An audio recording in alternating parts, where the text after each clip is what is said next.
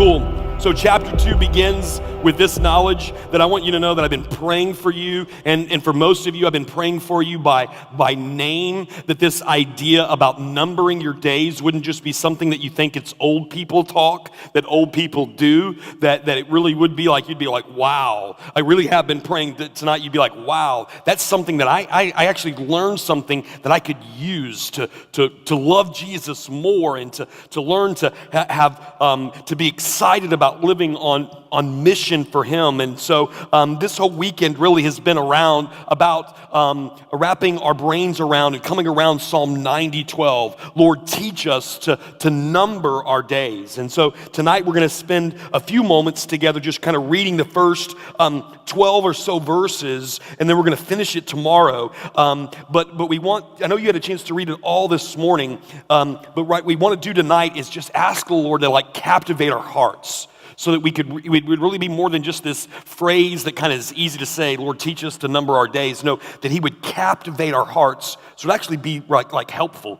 I don't know if you've ever sat, I remember those days sitting in like a math class, and the teacher's writing something on the board, and it doesn't make any sense, right? It's like, you know what, I know I have 30 problems to do here in a few minutes, and that didn't really help me. And I've been praying that tonight, and your discussions in life groups all across this room would help you be a more passionate follower of Jesus, and be a person who can walk the hallways of your schools, and in the places that you live and the places that you go, more passionate about sharing your faith. And so the other night, actually, a friend of mine, one of our former Ablaze students, sent me this video, and I was just like, wow. I can't believe, I was really just stunned at this video, and so I want to show it to you. So take a look at this video.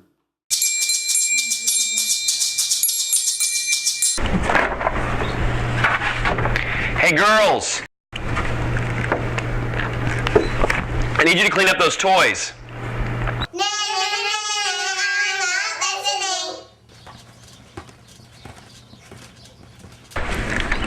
Hey girls, come on inside, it's time for dinner.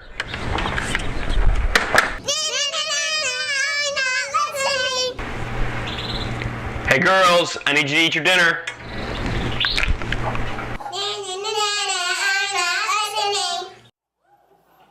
So that video is about 12 years old. It was from our first D Now. My friend Josh Sullivan sent it to me the other night, and I was literally just, I'll watch it 100 times. I know I'm a dad, and if you didn't catch it, that was me and the two munchkins are Anna and Sarah Grace. They were about 3 and 5, and it was for our first D Now, and it was called, the title, or the theme was, Can You Hear Me Now? And we used that video to kind of try to help promote it and help everybody kind of come around the idea that we were headed after that particular weekend. And what I remember most is I was just sitting there watching the video, like literally clicking play over and over again, and thinking about this weekend and thinking about our time together. I really had this weird moment of nostalgia where I was thinking about the fact that I'm a dad, and that's still crazy to me, because sometimes I still feel like I'm one of you guys, and that my kids are old enough, to one of them who will graduate next year and the other one will enter high school, that's my life right now, right? It's crazy. I still feel like I'm either that guy in that video or like one of you sitting in the chairs, that life passes you by really, really quickly. And you see, as we've been praying through and kind of trying to come around this anchor prayer of Moses, when he says, Lord, teach us to number our days, my fear is that you will think it's something that old people will do. You might think it's something that your grandparents did when they watched videos when you were little, and they go, oh, can't you remember when you were like this? And they tell a story, and you're like, no, I was 3. I don't remember that at all, right? And that you would think that this is something that is just useful for people who are getting older in life, and they're afraid that life is slipping by. Because what Moses is after, and I believe what God is after, and why this could really be helpful to you tonight, and why it could really change the way that you live this thing called the Christian life, is that Moses isn't after us looking backwards, right? It's not about flipping through a photograph book and going, oh, do you remember when I was 3? No, he wants us to look forward. Lord, teach us to number our days.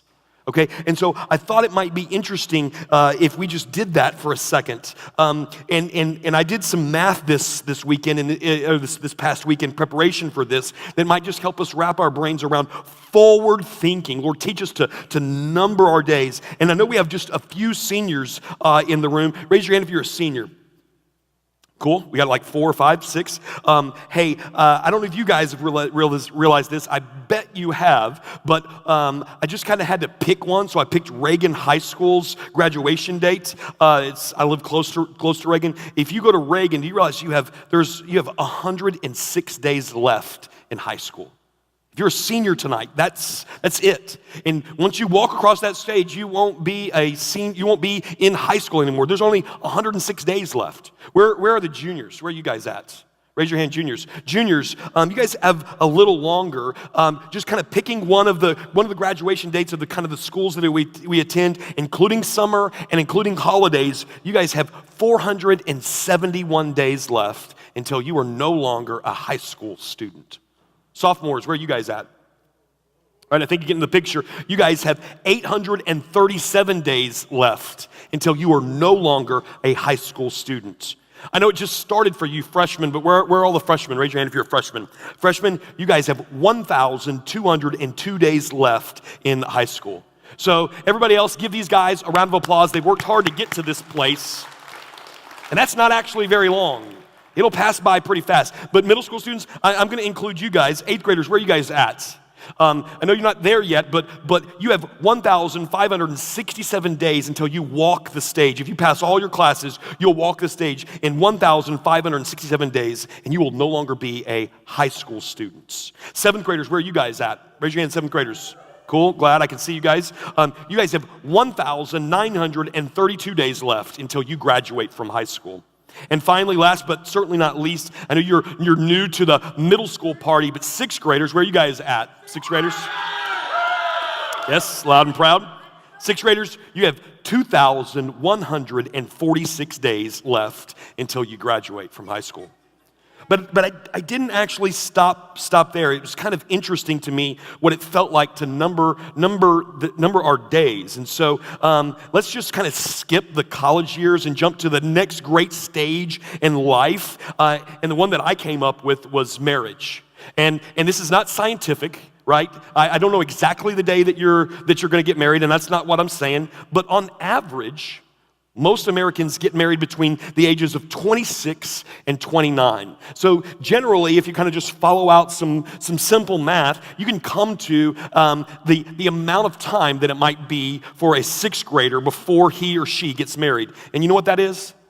It's 4,854 days until you might have a husband or wife. For 7th graders, it's 4,489 days. For 8th graders, it's 4,124 days. For 9th graders, it's 3,759 days. For 10th graders, it's 3,393 days. And finally, for these last 2 grades, you guys might want to write this down. You're a little closer. For 11th graders, it's 3,028 days. So 3028, 3,028 days. And seniors, you guys, until you possibly might have a ring on your finger and you say the words, I do, you guys have about 2,663 days. Kind of takes on a whole new meaning when you begin to number your days. But I actually want to show you something. You know those calendars that you have that you can kind of rip away, or maybe you put an X over it to mark the days? I just kind of want to show you what 2,663 X's looks like, so that you could get a sense of what it means to number your days. You can't really see it well, but the one up there, that represents today, and it's almost over, and it's yellow. And for you guys seniors, that red X is the day that you're going to lift the veil and kiss a beautiful bride, or allow the veil to be lifted, and someone's going to kiss you, and you will be married. That's it, the number of days. Just start counting them. But you know what the next significant time in your life? And this one was big for me. It would be the day that you have children. okay? And I can remember, it was awesome to get married, and that one was an easy, really kind of this milestone that I really embraced. But I can remember a couple of days before Anna was born thinking, oh my goodness, I'm gonna be responsible for another living human being. And that's kind of scary, right, Drew? And so here's the deal. On average, most Americans, they get married between 28 and 30. So with just a little bit of, again, some simple math, I'm not saying this is the exact day that it's going to happen, but it's going to be close. You guys might want to write this down. The days until you are a parent, if you're a senior in the room, 4,124 days, right? Until you might have somebody calling you mommy or daddy. 11th graders, 4,489 days. 10th graders, 4,854 days. 9th graders, 5,220 days. 7th graders, 5,950 days. 6th graders, 6,315 days. 8th graders, I didn't leave you out. You guys have 5,585 days. Check out how many X's that is, right? Right now, it's too many to count. But in one way, it's not very many. Yes, I'm sure, because I counted every one of them. Okay, but here's the deal. There's one more stage of life that I want to skip over a lot of other things, and one more stage of life that I want to take you to, and that's retirement. Most Americans, they retire between the ages of 63 and 65. And again, not exactly, but just with some simple math, we might get close. If you're a sixth grader, you haven't even started thinking about what you want to be when you grow up, right? But by the time you get what some people call the close of life, it's only going to be 18,734 days. Seventh graders, 18,369 days. Eighth graders, 18,003 days. Ninth graders, you're at the line. You mark it, you come into the 17,000s. You guys have 17,638 days until you're like sitting on a beach drinking a Coke. 10th graders, you have 17,273 days. 11th graders, 16,908 days. And 12th graders, it's 16,542 days. 11th graders, check this out. That's that many X's. And you're just going to be pulling them down one at a time. But as I was sitting there was really one last one that I was just curious. And I won't do this for everybody because it's kind of scary or weird, but the average white American male lives to be 76 years old. And so if I were to die on my 76th birthday, I have 12,328 days left on this earth. And that's this many X's. Kind of feels weird to number your days, right? Feels really weird. And so if we're going to wrap our brains around this prayer that Moses is praying and have it have some sense of fuel in our hearts to help us love Jesus more and be more about the things that he wants us to be about here on this earth, and to use it to actually cause us to grow closer to him, and to use it to help us share our faith with our friends, and to be better children, and more obedient to our parents, and better husbands and wives, because one day that day is coming, and to be better moms and dads, because one day that's coming for you. If we're going to really do that, then let's just take a look at what Moses has to say in these first 12 verses in Psalms 90. And Moses lived to be 120. And so that's kind of double the amount of X's that most of us would actually have. And so if I were you, I'd be paying close attention.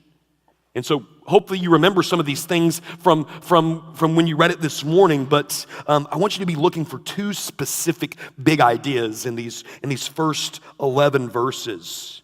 They're kind of grouped together. So let's read it together, starting in Psalms 90 verse 1. Moses said, "Lord, you have been our dwelling place in all generations." So say that with me, dwelling place. Say the word generations. Then verse 2, "Before the mountains were brought forth, or ever had been formed on the earth, and the world had ever been formed, from everlasting to everlasting, you are God." So check this out. Everything that has ever been made was made by God. Everything that will ever exist will have come into being because God had allowed it to come into being. And this one might blow your mind, is that what Moses is reminding himself when he's speaking into his prayer, maybe so somebody could hear it, but most importantly so he could hear it, is that God has no beginning and he has no end. There wasn't somebody that spoke God into existence. And so when we look at the things that are created, when I look at my hand, when I look at a tree, I'm supposed to have some sense of amazement because it reminds me that thing has a beginning and an end. You have a beginning and an end. I have a beginning and an end, but God has no beginning and no end. Then verse 3, he says, you return man to dust and say, return, O child of man. Look at your neighbor and say, hey, you're made out of dust. That's what God used to form us into being. Check out verse 4. For 1,000 years in your sight, O God, are but a yesterday when it is past, or a watch in the night. Turn to the person on your other side and say, God's not limited by time. Verse 5. Check this out. Here's why we know that. Verse 5, Moses says, you sweep away the days as like a flood. They are like a dream. They're like grass that is renewed in the morning. Verse 6, last one. In the morning it flourishes and is renewed. And in the evening it fades and it withers. You see, the Psalms, they're poetry. And so I don't know if this resonates with you, but I can remember being in my junior English class and reading poems, because that's what we did. We just read poem after poem after poem, and I can remember sometimes going, how do I know that says that? Or I can be confused. You're telling me it says this, but I don't see those words anywhere in there. And so there's this phrase, some things get lost in translation. And I don't know if that happens to you sometimes when you read the Psalms. Moses is making some foundational statements that are really, really important to our faith. They're really, really important to this thing that we're going to get from God when he gives us a heart of wisdom. But we miss them because we're reading around some things about being made out of dust and mountains and all these things. And you see, when the Bible talks about wisdom, what it's generally meaning is this idea that we are to be learners, that we're actually even supposed to be teachers. And the primary person that we teach is ourselves. And the thing that we want to teach, the thing that we want to learn is how to have hope in God, how to trust him more. In every situation that I encounter, I want to be going, God, how are you teaching me to trust you more? How are you teaching me to find my hope in you and you alone? And that's why Moses uses these first 7 verses of his prayer to just describe the greatness and the awesomeness of God. Because I kind of think he's talking to himself and reminding his heart, maybe at this moment when he could have been a little sad or a little dejected or a little confused. And he's saying, oh, wait, Moses, remember, God's really, really big. God's really, really great. God's really, really awesome. You know, I was thinking this week about some different things that I could bring into the room, some really, really small things and some really, really big things to try to illustrate the fact that what Moses is trying to illustrate for us is that God's big and we're small. And you see, there's not really something that I could bring into the room that is small enough that you could actually see and put it next to something that is big enough that I could actually fit in this room so that you would get the picture, right?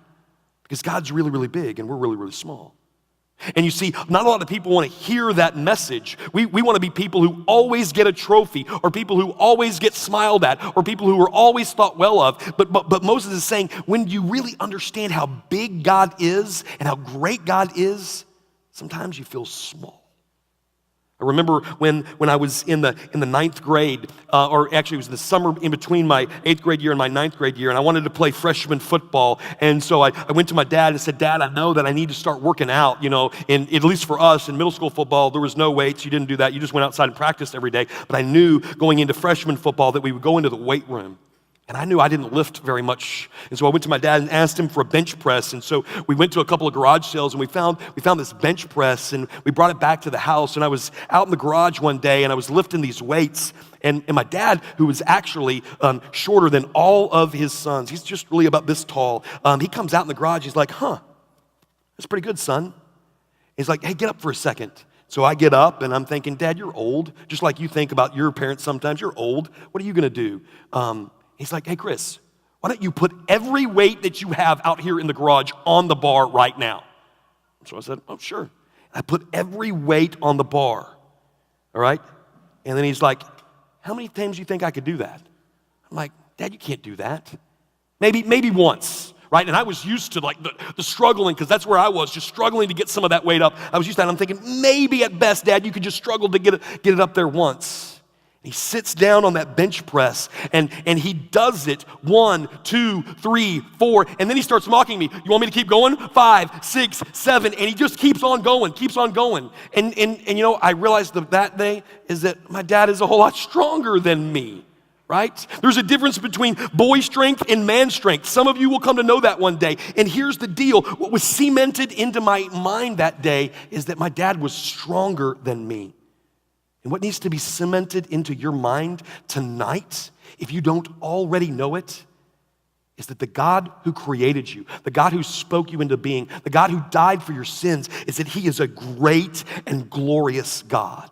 And if you are going to have a heart of wisdom, you must be rooted, it must be founded in this idea that you love the fact that God is great and that you are small. And when I say that, it's not an insult. It doesn't mean that you're insignificant. We'll see that again and again, over and over through the Bible. But if I'm gonna come to a place where I'm secure in finding hope and in having this wisdom that God wants to give me, it starts with understanding, hey God, you're great and glorious. And I'm a person, like Moses said, who's just gonna live a few days here on this earth. Oh, by the way, check it out. I'm glad I'm going to heaven and going to get to spend eternity with you. But if I put my life up to yours, there's actually no way to measure it.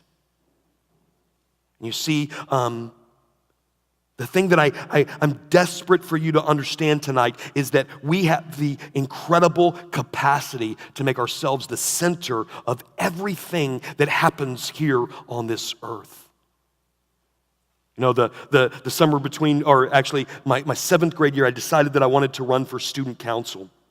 And so it was at the end of my 7th grade year. And so we did everything, made the posters, signed up, made the speech over the intercom, all the things that maybe you guys still do today. Filled out the ballots, asked people to, or filled out the posters and the little cards that you pass out to people, asked people to vote for me, and all those kinds of things. And it got to the end of that week, and I actually forgot something really, really important. I was one of those kids that went to church just about every Wednesday and every Sunday, and so I was confident that this is something that God wanted me to do. I was confident that it's something that he wanted to give me. He wanted to make me one of the members of the 8th grade student council. And so then I did all of those things. And it got to the end of the week, and I forgot to also tell you, I was getting up each morning and having my quiet time. That's what we call when you read the Bible in the morning, and making sure that I was praying. I was doing everything that I knew good Christians are supposed to do. Then it came Friday for the election and the results to be announced that afternoon. And as it came time for me to hear the results, I found out I didn't win. I wasn't elected. I can remember being so angry at God. Why didn't you allow this? Why didn't you give this to me? Why didn't you make this happen for me? Angry at myself, felt rejected. And I got so angry and mad that when the bell rang, the only thing I could think to do was to run out the door and start running home, right? But there's only one problem with that. I live like 8 miles from the school. I rode the bus every day to school and on the way on home every day. And so I wasn't very far down the street until I realized, crap, I missed my bus. I'm gonna have to walk all the way home. And 8 miles is pretty far for an 8th grader to walk. And I'm thinking, oh my goodness, what have I done? And I got home, I shared this story with my mom and dad and all these different things. And like maybe it's happened for you when you've encountered one of those times in your life, the old people that come around, Chris, there's probably a lesson that you needed to learn from this and all these different things. And again, there's just a few problems with that, is that I just felt rejected and that I didn't really care whatever it is that God wanted me to learn in that moment. And you see, when you're there, you feel incredibly small, right? But it's also there that the greatness in a great and glorious big God can give you strength and hope. Because you see, it's only in those moments when we learn to say, you know what, I'm not getting out of life what I want to get out of life right now.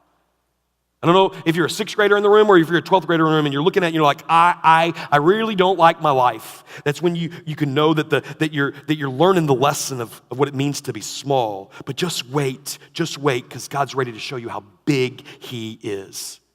And that doesn't mean that you're going to win the student council election. It does mean that get ready to see something clearly with your eyes for the very first time, and it's going to be awesome. And so how you prepare your heart for that moment to see God big and be okay with seeing yourself small is, guys, you got to learn to read the Bible a whole lot. You got to learn to love God's word. It's not a textbook. It's not an assignment. You got to learn to separate those things. And I know that that's the way it feels like because you get assignment after assignment after assignment at school. And how do I separate those two? And here's the truth. There's nothing that I can say to you right now that will motivate you. There's nothing that I can do to help you. What I can do is just pray that you would learn to have a love for God's word. If you're in one of those moments where you feel like you're having a crappy week, a terrible life, I just want you to just keep on going in the book of Psalms because it's a prayer of Moses right now. But if we turn a couple of pages in either direction, we'll come smack dab in the middle of David's life. And although he didn't walk the schools of a hallway, although he didn't sit in a college class, guess what? His life didn't turn out always like he wanted it to. Yes, he was the king of all Israel, but there you see over and over again where God brings him to a place and when he realizes that he is small and God is great and he is just happy about it. And so I'm praying that one of the things that happens to you at Winter Retreat this weekend is that you learn to have a love for God's word. It's breath. The Bible tells us it's his breath on a page. It's his invitation to you. 5 more verses and then we'll be done. Check out in verse 7, Moses is kind of turning the corner like we like to do sometimes, and he's going to start talking about a new subject. And I think these next 5 verses, they're the toughest verses. Moses said, for we, all of us human beings, were brought to an end by God's anger. We're brought to an end by God's wrath we are dismayed. Everybody turn to the person on your left and say, God's anger. Turn to the person on your right and say, God's wrath. You see, these aren't things that we talk about in church a lot. We kind of get scared to talk about them. And I don't want you to leave tonight and get ready to go to bed tonight being like, oh wait, am I supposed to be scared of God? Like scary movies scared? What does it mean to have the fear of the Lord? So let's keep reading to see how Moses clues us in on what the fear of the Lord is. And he jumps right in verse 8. Check it out. For you, God, you have set our iniquities before you and our secret sins in the light of your presence. You want to understand some things? Write this down. Iniquities, they're like our open public sins. They're the sins that everybody knows about. If I had told you that this weekend, given the theme, that the Stranger Things boys were going to show up at our 80s party tonight, and when they didn't show up, you would look at me and you would say, you did not tell the truth, and my sin would be public. That's an iniquity. But Moses doesn't stop there. He gives us hope. He said, God, not only is our iniquity the focus point of your anger, but so is our secret sins, the things that we do that we think nobody knows about. You see, those two things, they're key to understanding what the Bible really wants you, whether you're 12, 18, or 42, to understand about God's wrath and about God's anger. Check out verse 9. Moses says this, for all of our days, they pass away under your wrath. We bring our years to an end like the sigh. So again, he's focusing on the greatness of God. And remember when we put those X's up there to represent days? Moses is saying that large numbers of days, they just pass away like God takes a breath. Look at your neighbor and just take a deep breath. It's like God's sitting on his throne going, whoop, whoop, there's 10,000 years just gone, just like that, right? That's how big and great God is. Then check out verse 10. Here's what Moses said. The years of our life, he starts to number the days. They're 70, or even by reason of strength, they're 80. And their span is but toil and trouble. and they are soon gone away. We fly away. Anybody honest enough in the room right now just to raise your hand and say, you know what, I feel a lot like Moses. My life right now is just nothing but trouble. Anybody there? Like this year has just been one of the worst years of your life, and it just feels like nothing but trouble, right?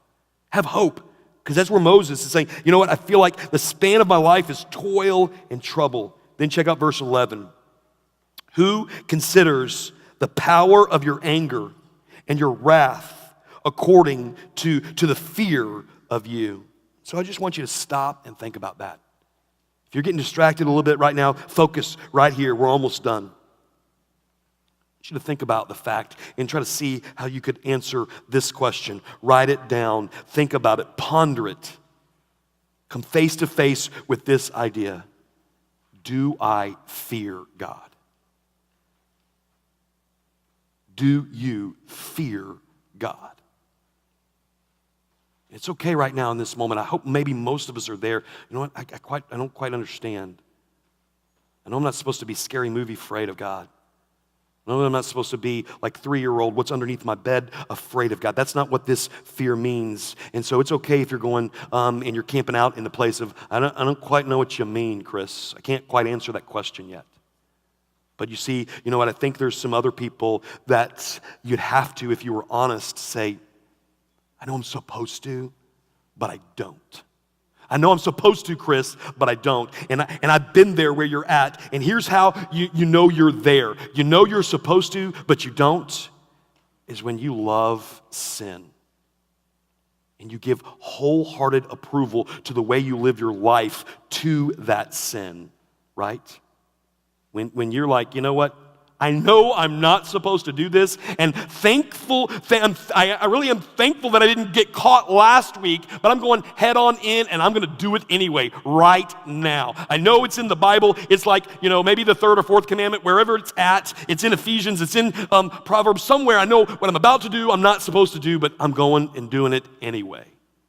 If that's you, you can't say that you have a biblical fear of God.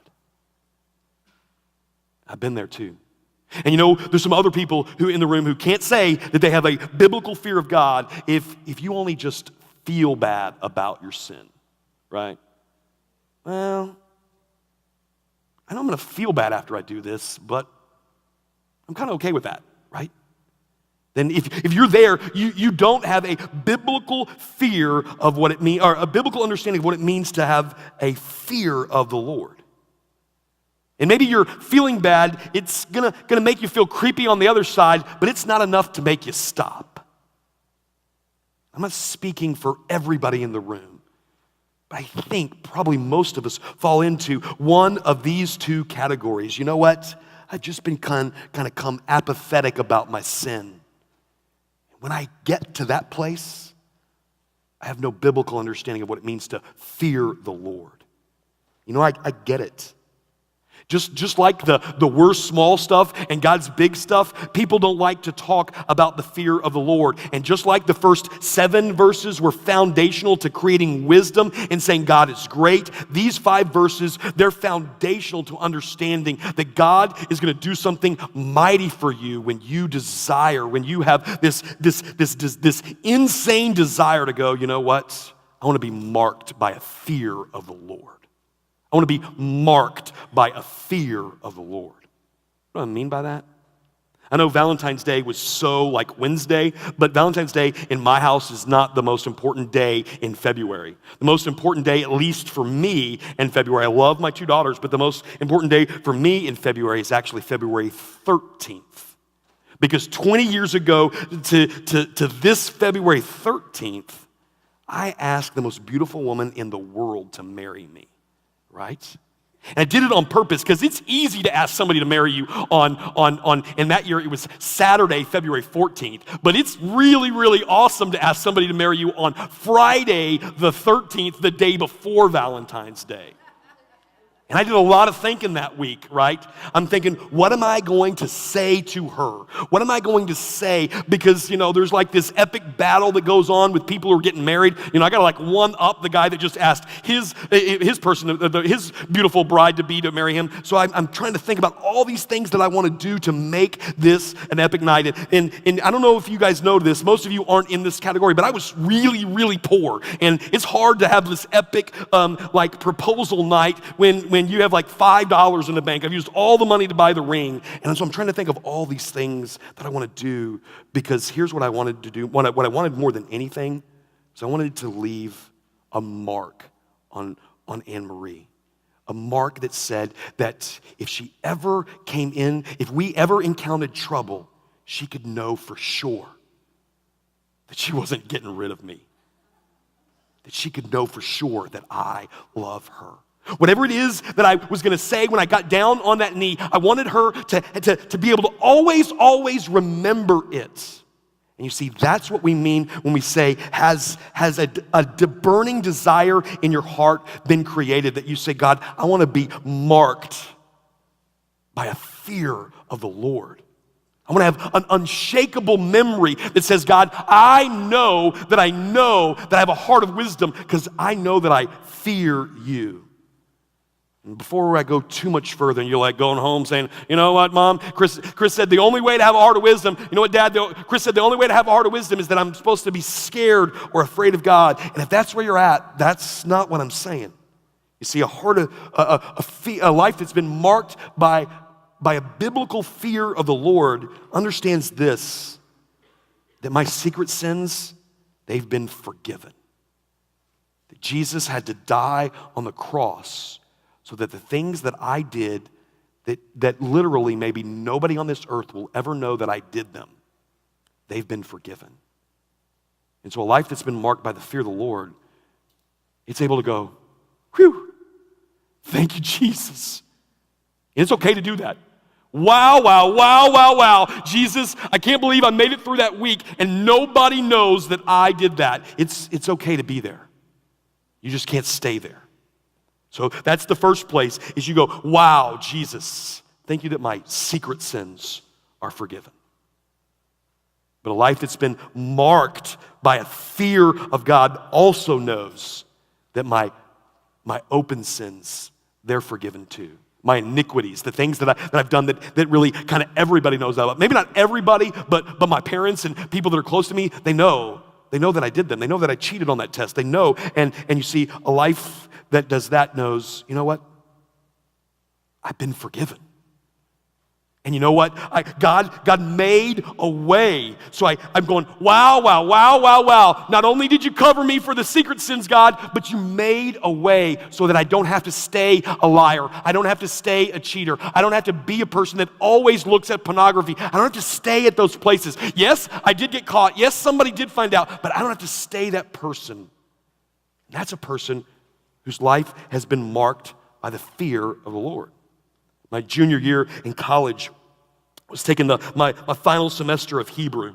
And really, just to be honest with you, I was done. I didn't want to take any more Hebrew class. I'd actually made pretty good grades up until this point. It's the end of the summer, or it's in May. It's the end of the school year. I'm just ready to go home and be done with school. And Hebrew is actually the last final that I was supposed to take that semester. Can really just still remember all these things very, very clearly. And I'm hanging out with my roommates that night in our apartment, and I know I need to study, but I'm like, not doing it.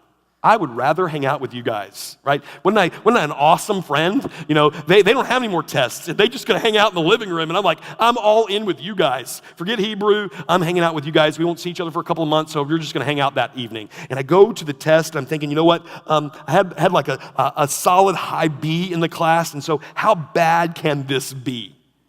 I don't know if you've ever been there, but I looked at a test, and I don't think I can answer a single thing on that deal, on that piece of paper. But to make it worse, Dr. Kennedy, he said, hey, guys, we're also going to do an oral presentation right here where you're going to open your Hebrew Bible and you're just going to read it both in Hebrew and then tell us what it is in English, right?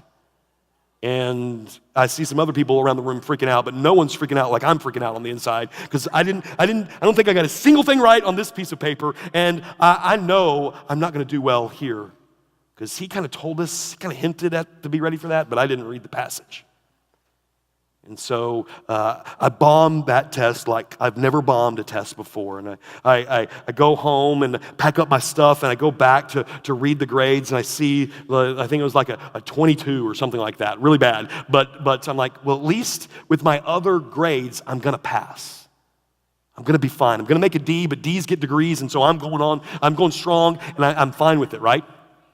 And I get home, and I'm into the summer, was working at a camp and doing all these other things, and I get my report card. They actually mailed the report cards back then. I get my report card, and I have failed Hebrew. I'm like, how did I fail Hebrew?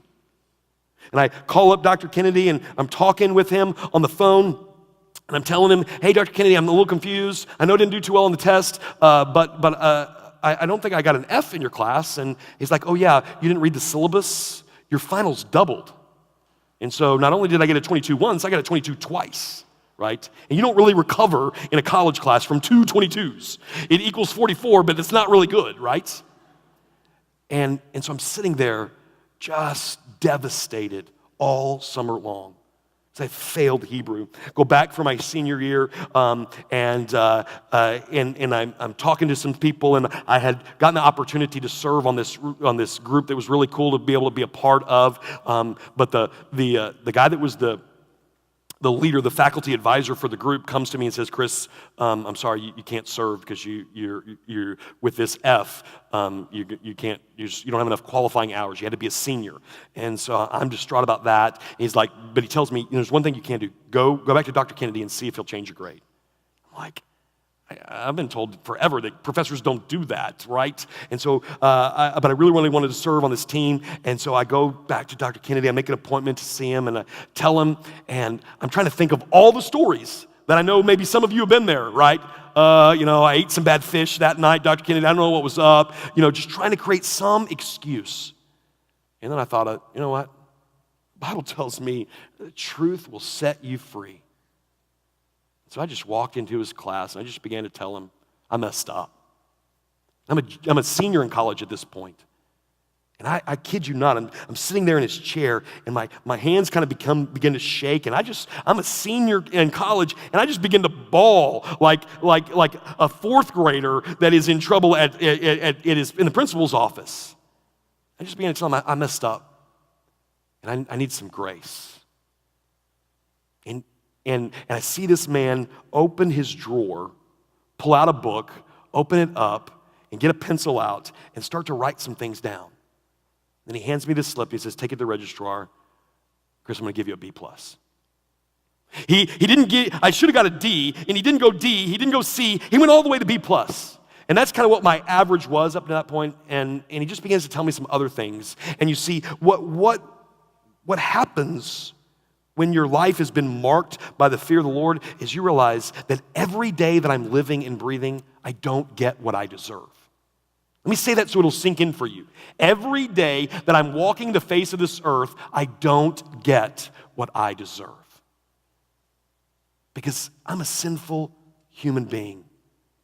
That if God in his justice and in his mercy, or in his wrath, had every right just to wipe me off the face of this earth. But every day that I walk this face of this earth, I'm not getting what I deserve. And so when I come across a situation and I look and I see, God, you've got a chance, you've got an opportunity here to show people through my life that you're big and I'm small, that you're great, and that people can trust you and find their hope in you, that I run to that. If that means telling people about my sin, then I'm doing it. That means telling people that I love them, that I'm doing that. Whatever it means, that's what it looks like to have a life that's marked by the fear of the Lord. And my greatest fear is that you'll leave this room thinking that you have to be afraid of God. But if your life has been marked by that fear, if your life is beginning to understand these verses, then what you're really going to see is that it creates hope in your heart. And how we see that is in the anchor verse of Moses' prayer, and we're going to read it and then be done. So then Moses says, After he's gone through the greatness of God, and then he's gone through what it means to fear the Lord, he says, God, teach us to number our days that we may get a heart of wisdom.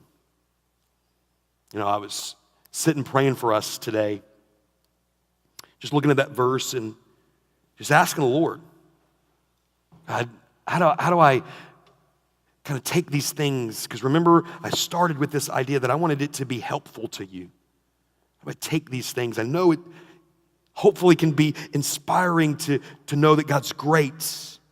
And it can be convicting to know that I probably don't fear the Lord the way that I need to. Maybe tonight I'm going to get some things right as I talk it out in life group. But how can we come to some place of landing when with this idea, Lord, teach us to number our days, that we may get a heart of wisdom. I think the most important words in the verse are really the first three. So teach us. And I was just sitting there crying out to God, God, I need your help. I need your help. I love these guys so much. And I don't know how to bring this to a place that will be helpful to them. And then it hit me. Lord, the cry has to be, Lord, teach us. And I don't know what you're facing. I do know that the halls you walk on a daily basis, they're tougher than the halls that I walked. I was blessed to have parents that stayed married. They're still married today. I know some of you face some things in your homes that I never faced. But it simply comes to this. Is there a cry in your heart, Lord, teach me? I don't really know what that whole bigness thing about God and the greatness thing about God is, but I have a sense, Lord, that there's something you need to teach me there. Or maybe when we talked about fear in the Lord at least, you're like, you know what? There's something, Lord, I need you to teach me there. Because I know where I'm at right now tonight is I'm kind of okay with my sin. And I see that I don't need to be there. Lord, teach me. And so in a few minutes, that's what we're going to do. Is just cry out to God. Whatever need that you brought to Winter Retreat tonight, just cry out to God, God, teach me. Do something in my life tonight. So I was just asking the Lord that over and over again. I jumped down a few verses. In verse 14, I didn't even have time to make a slide so you could see it. So just, if you have a Bible, read it with me. I'll read it out. But in 14, Moses said, satisfy us in the morning with your steadfast love, that we may rejoice and be glad all of our days. Say that word, satisfy. Say it better, satisfy. You see, the truth is, I think the right place to end tonight is that a life that's in awe of God. It's like, man, God is great. I'm small. A life that's in awe of God. And a life that's marked by the fear of the Lord. Those two things come together when we can say we're satisfied in God alone. I hope you understand that. A life that is in awe of God's greatness and like Moses was and how awesome he is, and a life that's been marked by the fear of the Lord, that you see it when they come together and you can go, you know what, I'm satisfied. God, I might be the only one in my class that doesn't have a boyfriend or doesn't have a girlfriend, but I'm satisfied. You know what, God, I didn't make the team, but I'm satisfied because I know you have something for me here. You know, God, I really would prefer you to have not let my mom and dad get a divorce, but somehow I'm going to know that you're going to do something in my life right now, and I'm going to be satisfied. You know what, God, I would really prefer not to look this way on the outside, but I'm going to cry out to you every day, and you're going to do something on the inside of me, and I'm going to learn to be satisfied. You know, God, I would prefer not to look up at the test scores each and every day and see my name towards the end of the bottom. But I know You've got something for me, and you're going to teach me to be satisfied. You see, that's how you begin to see the bigness of God, the greatness of God, and a life marked by the fear of the Lord come together, and power is displayed for your friends. If you become a generation that just says, Lord, I'm satisfied. I was in the line at the HEB the other day, and I was thinking about the 80s things that we're kind of doing this weekend, and was getting ready to check out. I saw these up on the register. You know, they were open and you could buy the single packages. This one comes from Box. And I don't know if you know what this is. It's a Star Crunch. There's something awesome about chocolate and Rice Krispies. It's really, really good, right? And I had one of those number my days backwards, nostalgic moments that you guys roll your eyes at your parents. Because I used to eat these like in the 4th and 5th grade. They cost $0.25. And it was awesome when my mom or dad would give me an extra quarter and I could buy one and eat one. And it was like the highlight of my day to get to be able to eat a Star Crunch. It was really, really cool. But you know what's the worst part of a Star Crunch? Is there's never enough. I don't know if you like chocolate and Rice Krispies like I do. You get to the end and you're like, I wish I had another one, right? It'd be awesome if I had another one. And then if you're a big guy like me, you want another one and another one and another one. And you see, it's just too small. It's not enough. And so I had this great idea that I was gonna bring everybody a Star Crunch, and this great idea to help you see, you know what, life goes by really, really fast. Because I was in 5th grade buying Star Crunches and just hoping that tomorrow I could have another 25 cents and I could have another 25 cents, another 25 cents to get some more Star Crunches. But, you know, that doesn't help us land tonight, does it? But what does help us land tonight is the knowledge that in a few moments when we come back into the room, I didn't just bring 2 Star Crunches. I brought a lot of Star Crunches, okay? I brought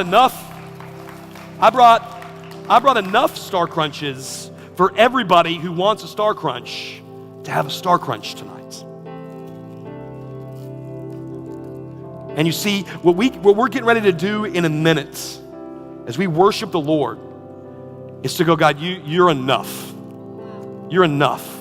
And not only are you enough, you bring enough for everybody in the room right now. So whatever your issue is, whatever your struggle is, God, you're enough. And so as Grant and the guys lead us in these next few seasons, I don't know what brought you to Winter Retreat, but God is enough.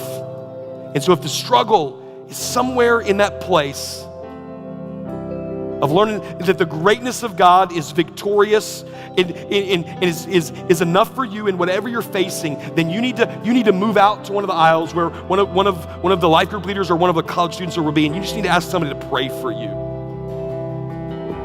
If you're landing in that place tonight where the fear of the Lord is just something that you see in the Bible and you don't know how it translates to you running from sin and running to righteousness, then you have to step into the enough right now and say, God, I'm trusting you. So that's how you know he's enough, is you see the person, your life group leader, that other person, and you go, you know what? It's gonna be a scary walk. 1, 2, 3, 4, 5 steps. It's gonna be really, really scary, but I'm gonna go because I wanna know that he's enough tonight. And maybe that means you come find a place up here. And you know what we're gonna do tonight? I didn't ask for permission, but I'm in charge, so I'm just gonna do it. No one comes here tonight just to come sing. You come here tonight if you need to do business with God.